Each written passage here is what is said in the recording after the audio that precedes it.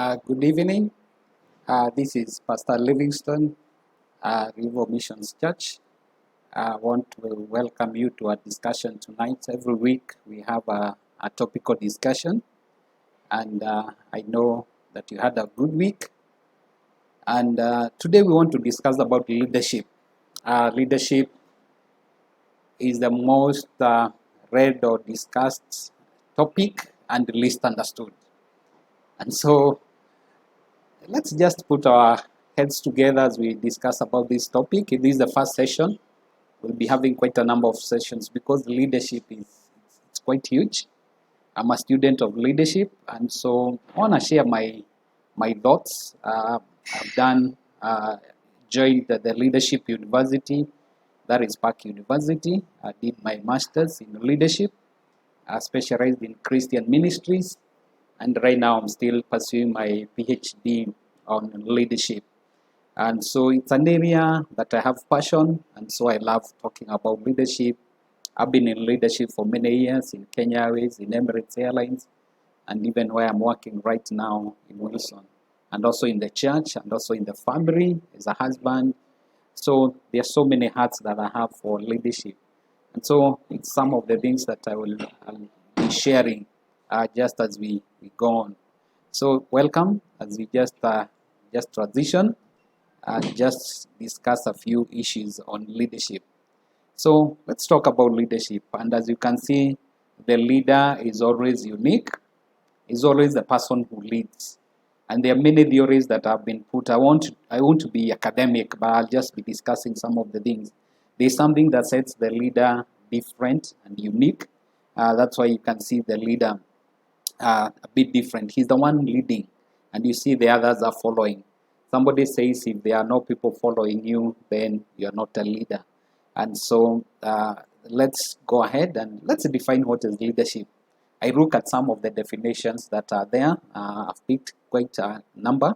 And leadership is the number one action of guiding or providing direction. So a leader gives direction. A father leads, a mom leads, a pastor leads, they guide, they show the other followers the direction. They say that leaders are people who've gone ahead and they have seen where they want to go. They've gone to this Canaan, and so they come back and now they are leading these other people and telling them, come, follow me. I know where we are going. You know the story of Moses. And so they lead either individuals or teams or people or an organization or even a country or a county. So that is one of the definitions that we have for leadership. According to Professor Paul Coles of Park University, he talks about influencing. So one of the shortest definitions of leadership is influence. That is the best one I love. The leadership is influencing people to a certain goal. So influencing organizations or people into a better future or to a certain goal that the leader has aspired to be, and through relationship. Two keywords there, influencing and also relationship. The best leadership that can have been there from studies of different leaders is through relationships. When you form relationships with people, when you have a leader who has good interpersonal relationships, reaching other people, they are able to get to influence people. So that is one of the best definitions. The other definition is that leadership is a process whereby an individual influences. So we see again, Richard, one of the scholars on leadership, he says leadership when the individual influences a group of people to achieve a common goal. So there's the issue of influencing, there's also the issue of achieving a common goal. So whenever as a church ministry, as a father, as an organization, even an SME, as the leader, when you influence other people, your followers or your workers or your family members to a certain goal. So leaders, they know the goals, they are very clear on where they're going. And then they come and influence. And the best way is, according to Professor Paul, is by relationships. That is why it's so important to create relationships, to have good interpersonal relationships, skills, to create relationships with other people and to network. And so the last definition from John Bell is leadership is envisioning a better place and inspiring others. So you see the word now, inspiring. Leaders inspire, leaders influence, leaders form relationships, leaders guide, Leaders provide the direction. And so everybody is a leader because they are people you're guiding, they are people you're influencing. If I'm firstborn like me, they are my siblings who are following me, I influence them. Everybody has a sphere of influence, regardless of who you are. You don't need to have a title to be a leader. You always need to know that as a son and a daughter of God, you have influence. God has given you a sphere of influence. Some people, their sphere of influence is bigger than others. Like President Uhuru, he's the president of Kenya. He has a bigger sphere of influence. Corporate leaders has big spheres of influence. The CEO of Safaricom, he has a big sphere of influence. But everybody, even you come to the lowest level, everybody has a sphere of influence. And so everybody is a leader. And so they say that when the leader becomes better, people get better and organizations get better, churches get better, communities get better. So leadership is very, very important. Number one, as I summarize this slide, is leadership is influence. So that is the most basic definition. When you are influencing people to a certain direction. As a Christian, you're influencing people towards Christianity. Other religions, they influence people towards their regions that they have. Let's look at from a church perspective. There's so many definitions of leadership. There are many theories about leadership. I won't go to the details of them, but one I want to point out is servant leadership. And servant leadership, according to Greenleaf in his book, he says the servant leader is servant first. So a servant leader is one who becomes a servant first and then later becomes a leader. It begins with the natural feeling that he wants to serve. The example of Jesus Christ, he said, I came to serve. So then conscious choice becomes to inspire, to lead. So for a servant leader, it comes with that need, that inner motivation and inspiration, to lead to serve other people as a servant. And then later, then the issue of aspiring to lead others come. That person is very different from one who wants to be a leader first. So many people, if you look maybe in the political arena or wherever, they want to be a leader first and then they want to be a servant. But differently, a servant leader is who wants to serve people. And it has been shown the people who are always out there serving people, then later they aspire to become servant leaders. That's the one really that are successful. Then if we look from Luke 22:27, it says, for who is greater, the one who reclines at table or who serves? It's not the one who reclines at table, but Jesus said, these are statements from Jesus. He said, I'm among you as the one who serves. So Jesus came to serve. He is the best servant leader we can see. He said, nobody takes my life, I give it away. He came to serve. He humbled himself. The Bible says, from the glory, he became man and even humbled the Father even to hang on that cross, to be ashamed with no clothes and with the beatings and everything. And he still said, Father, forgive them, for they don't know what they do. He had such qualities of leadership. When you talk, one of the best theories I love of leadership is what they call about value-based leadership. And some of the principles of value-based leadership is humility that Jesus had. And one of the things as a leader you need to know is you need always to walk with humility, just as Jesus is a servant leader. Regardless of how you climb in the ladder of leadership, always remember where you came from. Always respect everybody because you are a servant leader. And it's always good to keep ourselves, because many times people forget where they come, their humble beginnings. And when the power comes in, they kind of brightens them and they forget where they came from. So one of the best things as a leader, as a servant leader, is always to walk with humility. One of the principles of value-based leadership. And that is the definition of servant leadership. So let's ask ourselves, what are the characteristics of a good leader? And there are so many discussions out there, but the best I love is a leader is an influencer. And so we can take the word influencer as an acronym. Number one, they have integrity. When dealing with people, they deal with integrity. Leaders, especially value-based leaders, servant leaders, they deal with integrity. They are value-based, because you can be a good, successful leader, but do you have integrity when dealing with people? Do you respect people? Do you give people their space? Number two, they nurture other people. They grow and develop other people. So a good leader, a good pastor will nurture the flock that God gives them to them. A good father will nurture the family. So a good leader, a good mom will nurture the family. Number three is they have faith in people. They believe in people, and so they always think the best of people. So that is very important. And L, they listen. Listening is part of communication, and they say in leadership that communication is the bloodline of leadership. Without communication, leadership will not work. So a good leader will listen. That's what we are talking about here. They listen to people. They listen to their followers. They listen. They see what they are saying, what they are not saying. They connect with the people and they understand. That is the next thing. They understand the people they are dealing with. So there as a good leader, you need to understand the people who follow you, the people you lead. And then the other one is E, they enlarge people. That means they are always there. Enlarging is growing. They believe in them. When they look at the people they lead and they can see the potential that is in them, they encourage them, they inspire them, they grow through secondment, through motivation, through inspiration, and they enlarge them. They believe in them. A good leader also navigates for people. Sometimes people don't know they have these talents and gifts in them, but a good leader will navigate for people.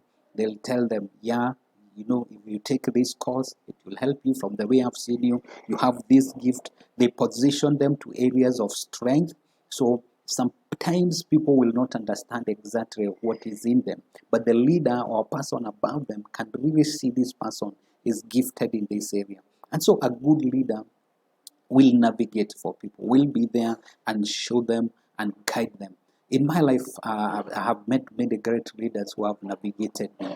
Personally, I was an introvert, somebody who was kept to myself. I never thought I'll be a leader, but through life, some people have navigated me in the ministry, in the corporate world, and that is what I am today. So this is one of the best, and that's why for me, I love growing people and navigating for people. The other one, which is very important for C, is they connect with people. Leaders connect with the people under them. They are there with them. They know what they are feeling. They know what is their worries. They know what is their pains. And then they know how to address them. They have empathy. They can connect with them. They can feel what they are feeling. So they understand. They don't hide themselves in ivory towers, but they come down to the floor and they meet with their people. They experience the pains they are going. They visit them. So as leaders, as pastors, we need to know what is happening to our people. We need to be there with them and connect with them. When you connect with the people, you're able to influence them because you'll get their respect. The other one is empowers people. Empowering is just what we are talking about, developing people. So when you empower people, you delegate, you trust them, you let them do, you delegate. A good leader delegates. A good leader believes in the other people, even if the other people may not do what to that level that they may do, but they let them grow and they empower them. So empowerment is very, very important in growing people and in leadership, in influencing, because you're saying a good leader is an influencer. And then the last one is the reproducing people. A good leader will reproduce themselves. If you see a great organization or a ministry and when the leader goes, it goes down, then there was a challenge of leadership. That person did not reproduce himself or herself into other people. One of the things we need to do is to grow ourselves, to grow other people to become like us, so that when we retire, when we exit, the organization will have continuity. They say organizations are going concern. An organization should go on even after the founder or who started that organization is not there. And that's why you see in many businesses in Kenya, the great businesses, especially the Asian companies, there is a lot of continuity because when the founders are there, they allow their children to be part of the business and they grow together with them. But unfortunately, there are many big companies also we can talk about that we see after the exit of the first generation, the founders. Maybe the second generation or the third generation, the company goes down because the original leaders did not reproduce themselves into the next generation. So a good leader will reproduce. They will empower. How do you reproduce? By doing all those other things, empowering people, believing in them, encouraging them. When they make mistakes and drop the ball, you are there to teach them. you connect with them, you navigate for them. So to me, this is the definition of a good leader. When you understand that you are a leader, you are an influencer, and when you know what the word influence means. So this is one of the best slides that I love in very simple terms. And so as I finish, the last slide is I'll talk about leadership. There's a connection between leadership and emotional intelligence. One of the topics we'll discuss in future is emotional intelligence, which is very important. Emotional intelligence is the empathy that a leader is able to connect and to feel what the other person is feeling.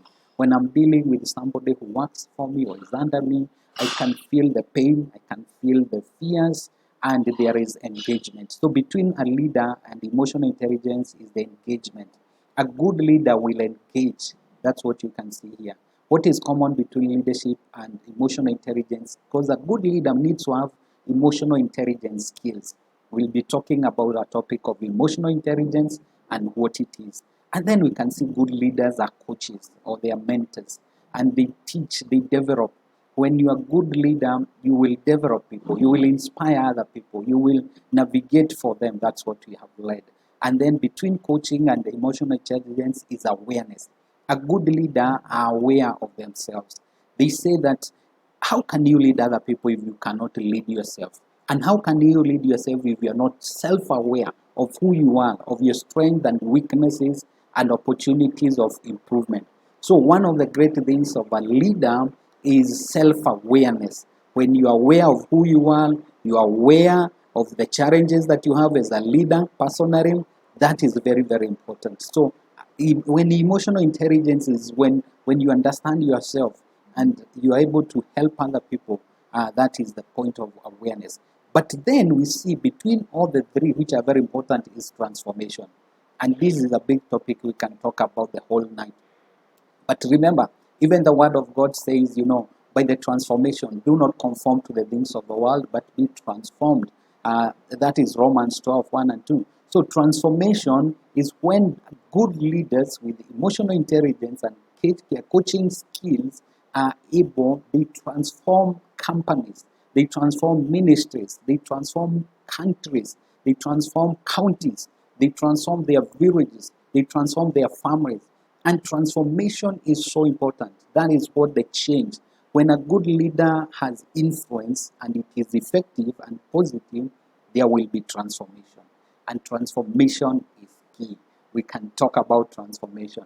A good leader will transform. They'll help other people to become better. They'll help other people to see who they are and the potential in them that God has deposited in them. And they'll help them to grow to be the people that God created for. And this is what we call about transformational leadership, which we'll be talking about in one of these days. Transformational leadership. These are great leaders who are able to transform. And the greatest transformational leadership we know is Jesus. And we'll look at one of the days, Jesus, the quality of Jesus, of leadership, how he was able, you can imagine, he prepared, and in a span of 3.5 years, he took some very laymen, ordinary men, and he started with them. And actually there were 11 because remember one of them was destined for destruction. And he transformed these 11 men. He changed their thinking. He walked with them. He mentored them. He nurtured them. Actually, from all the definition that we had from influence, Jesus had with them. He nurtured them. He created faith. He listened to them. He understood their pain. He understood when Peter dropped the ball. He came back and told him 3 times, Peter, do you love me? He had to counter the failure that Peter had denied him 3 times. He navigated them. He connected with them. He empowered them. And actually, even the last command, he told them, go into the world. I give you power and authority and spread the word. So Jesus is the best leader, a transformational leader. He is the best leader that we can get from. So when it comes to transformational leadership, servant leadership, he is the best example. And so we'll be looking at that as we look at Jesus as a leader. And there are so many things that we can learn from Jesus to make us better leaders in our homes, whatever area you are. Always remember that you are a leader. You don't need a title to be a leader. A leader is an influencer, and you have a sphere of influence. And with that sphere of influence, all you need is to understand the skills that you have, the skills of leadership. And when you are able, when you practice these skills, you become a good leader. And remember, as I said, when leaders get better, organizations get better, churches get better, families get better. So that is the brief that we had today. We have introduced what is leadership. We have talked about leadership. And I'm so glad that you're able to join us. And as I finish, I just want to thank you so much. You know, we are looking at all these different types of leadership. I had so many experiences on my life. I'll be sharing leadership, different leadership styles, and different in the corporate world, in the church ministry, in the corporate world, and so in the family front. And leadership is universal.